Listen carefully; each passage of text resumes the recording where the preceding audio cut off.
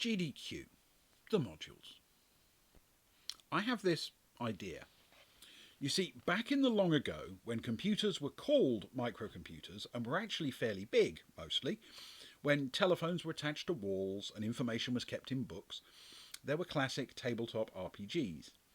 These games came as rulebooks, like today, and you could obtain adventures for them, usually intended as modular components you could slip into your own campaign. Most game systems had a range of these modules available, but this was before the era of the grand campaign, mostly. In Traveller, the adventures were entirely standalone. In D&D, there was often an attempt to make them form into a linked series of adventures.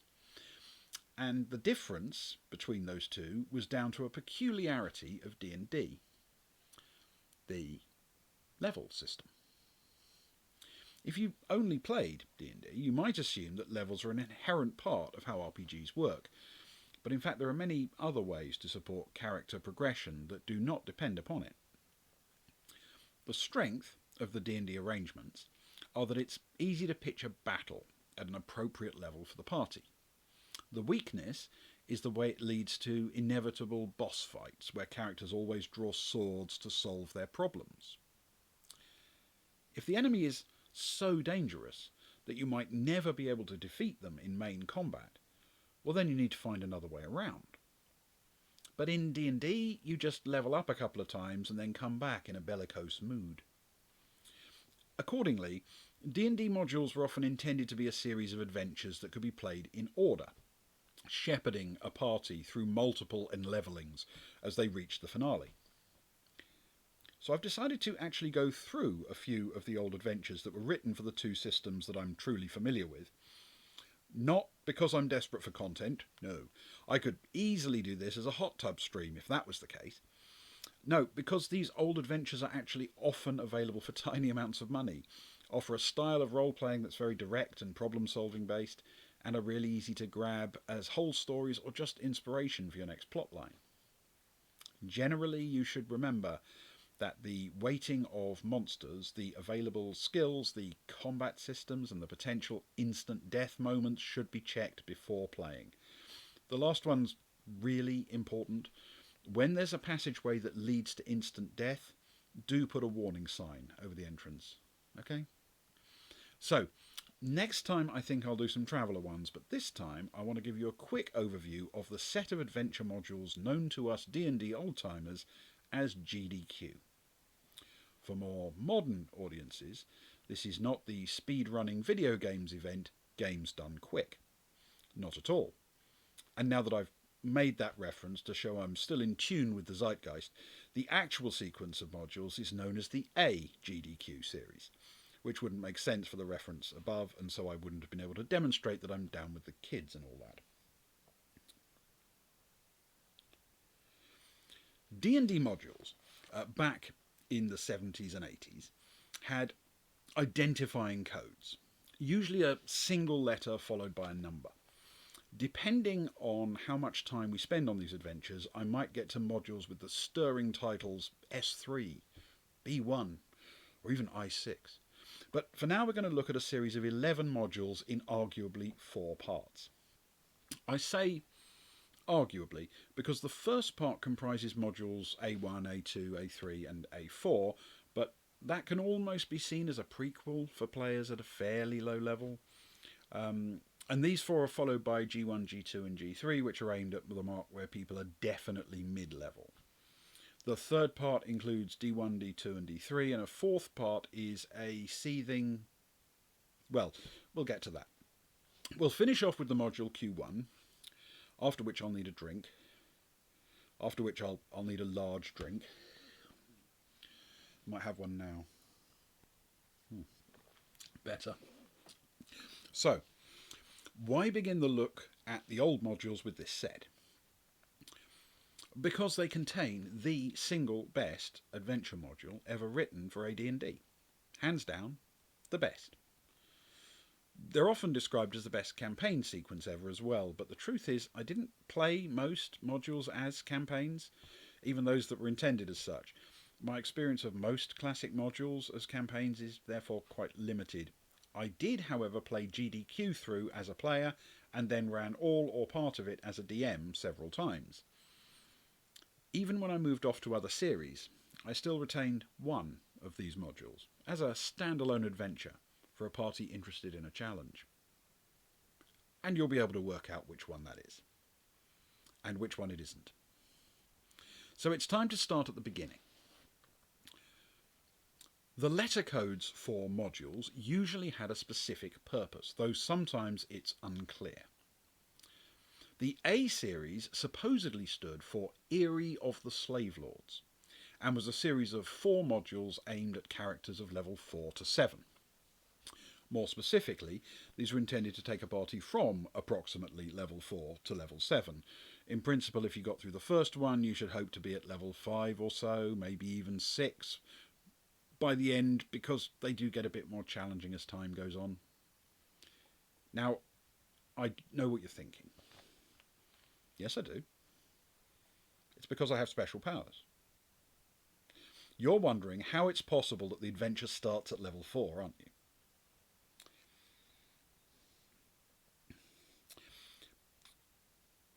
We now encounter something that I believe to be true, based on years of experience, but I have almost no evidence to support. I might well be very wrong about this, but it is my feeling on the matter. You see, there's a module called the Village of Homlet. That's Homlet, not omelette. Homlet. Module T1, that is for character levels 1 to 3. Whenever I come across people online who got into D&D back in the 80s, they fall neatly into 2 groups. Those who began playing in the United States of America, and those who did not. Americans insist that Module T1 was intended to be the route into the AGDQ campaign, because it was set in the same world and was able to progress players through to the point where they could face the mighty slave lords. In this version of reality, the sequence should be TAGDQ, of course.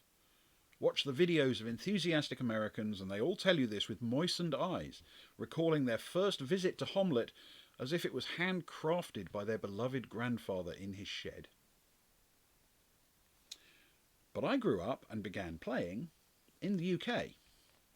Not only did I never play T1, I don't recall anyone even mentioning it. In the UK it was presumably available, but the people I knew didn't begin their games with T1. It was never part of our early education.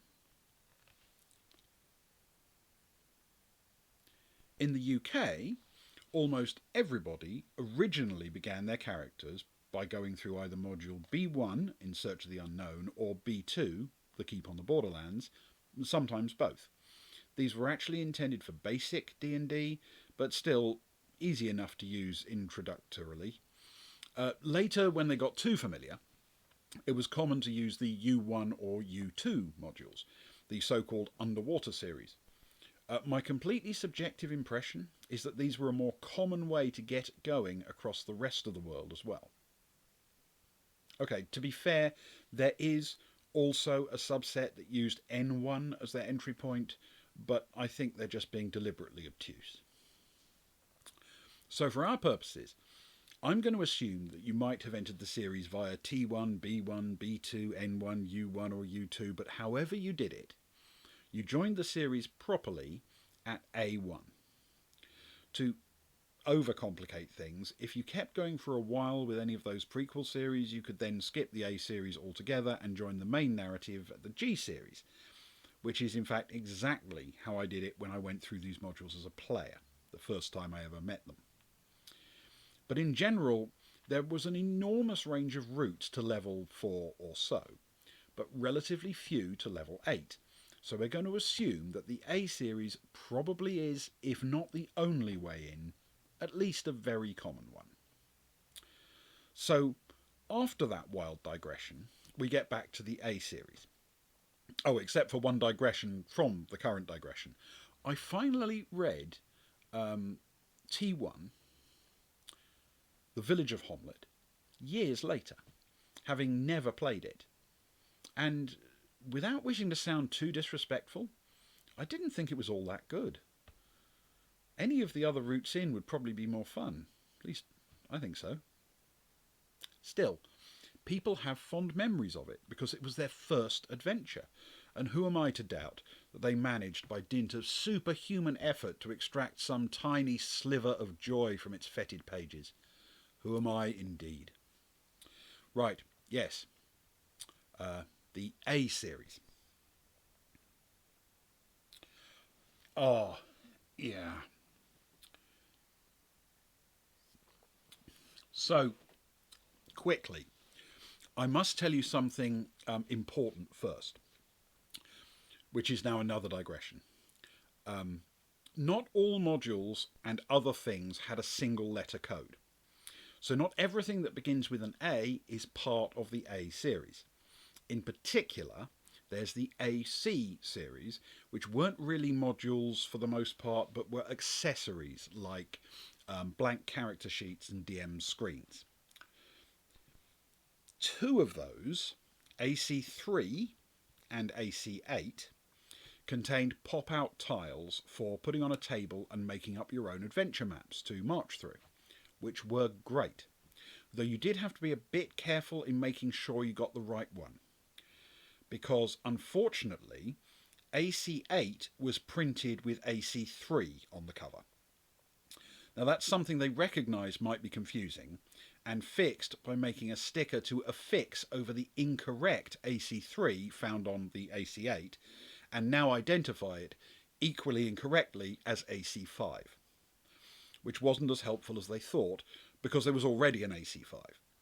Moreover, sometimes people stuck the wildly confusing AC5 sticker on anything that said AC3, even if it was actually supposed to be AC3, which obviously made matters much worse.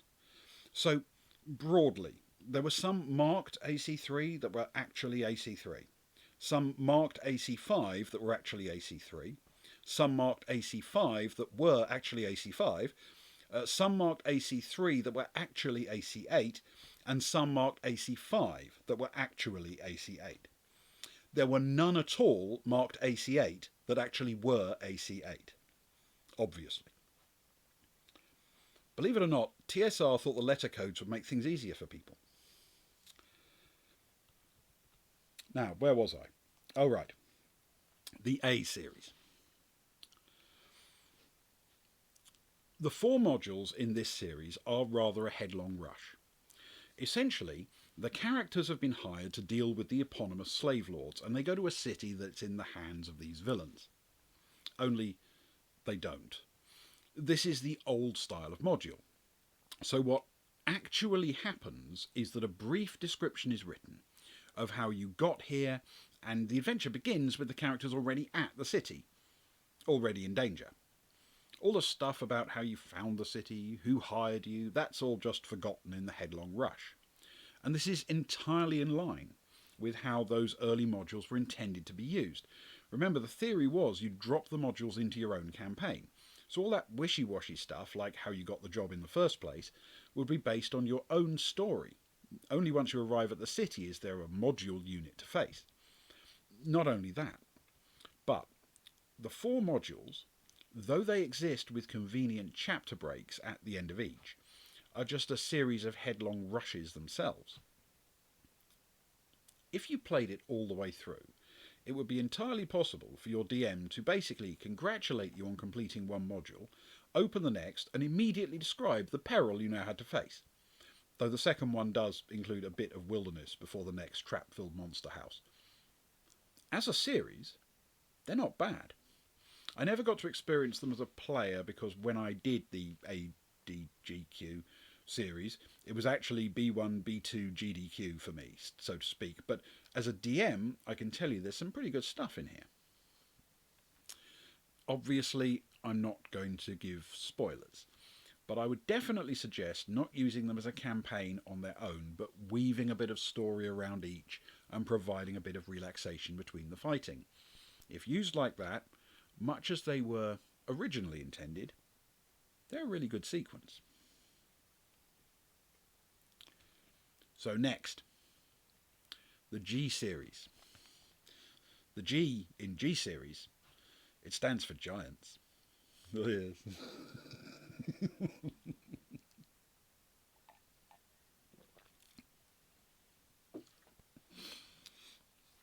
A series of 3 visits to the lairs of different types of giant. I always felt that it was partly an opportunity to show off the contents of the monster manual, because each module is set in a very different geographical setting and has appropriately themed dangers. The first 2 are very thin booklets. The murder hobo era of dungeoneering could comfortably manage each in a single setting. And my players these days would probably take less than 4 years of play to make it all the way through. I'm kidding, Luke, I'm kidding. The third one is a bit bigger, and they're tied together using a conceit that isn't a spoiler, because the players learn about it right at the start. So essentially, the giants usually don't have much to do with each other because they live in different environments and are fairly unfriendly, being giants. For some reason, the different groups are now seemingly cooperating in a way that leads their suffering neighbours to suspect there's a guiding hand behind their behaviour. While the plot can be advanced merely by playing the last of them, G3, I would always suggest playing at least the second one as well, because that will settle the players more firmly on the underlying plot. And it isn't all that long. For best results, all 3 are worth a playthrough, because the payoff in the next set of modules will be all the sweeter.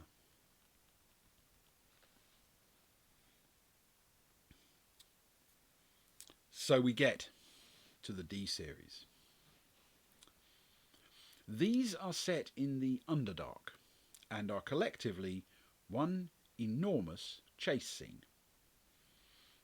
Kicked off by the events of the G series, the party pursue the cause of the giants' collaboration through the Underdark and encounter a large number of themed enemies along the way. The plotting here is excellent, and the tension builds as the final resolution beckons, but there are still a few things to suggest. First, you don't actually need D1 or D2. D3 begins with a suitable wilderness, albeit underground, section with a hex map, so you can tell your own campaign story to lead up to D3, if you wish. I do not recommend this, because the first 2 in the set are very good in their own right. But if you have a group of players that aren't necessarily in it for the long haul, there's enough in D3 to make for a very satisfying adventure, even as a completely standalone story. And D3 is the point where it all comes together. D3, Vault of the Drow, is the very best module ever written for AD&D, for my money. It's cinematic, impressive, filled with excitement and revelation and twists and turns. It is a truly fitting finale for the AGD series of adventures, and as a set, they're very impressive indeed. Only it isn't known as the AGD series, is it? No, there's one more module to go. Q1, Queen of the Demon Web Pits. And that's all we have time for today.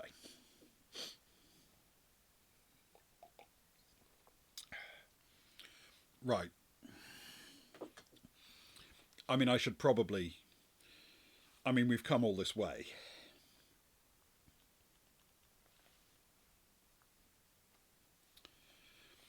Q1 is essentially a boss fight. All the secrets are now revealed, and the party has to battle through a labyrinth in the abyss. It's not great. For one thing, it's completely unnecessary.